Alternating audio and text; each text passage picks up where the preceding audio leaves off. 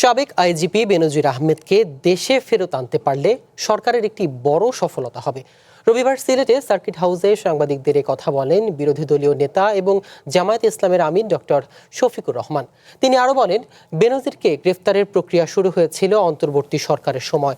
বর্তমান সরকারের আমলে তাকে দুবাই পুলিশ গ্রেফতার করেছে।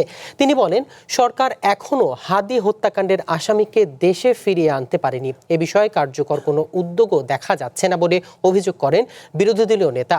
পুশিন প্রসঙ্গে জামায়াতের আমির বলেন, এ নিয়ে সংসদে আলোচনার প্রয়োজন হলেও বিষয়টি নিয়ে কথা বলতে দেয়া হচ্ছে না।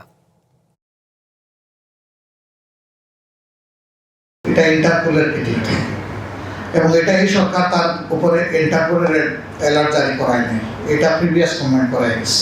বেনজির সাহেব ওখানে ধরা পড়েছেন, তিনি কি দুবাইয়ের কারাগারে দিন কাটাবেন নাকি বাংলাদেশে আসবেন তার দেশে, এটা নির্ভর করবে সরকারের সদিচ্ছার উপর।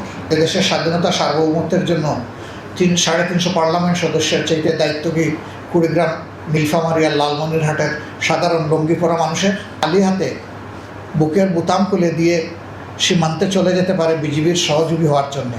তাহলে সংসদের ভিতরে আমরা আলোচনা করতে ভয় পাচ্ছি কেন?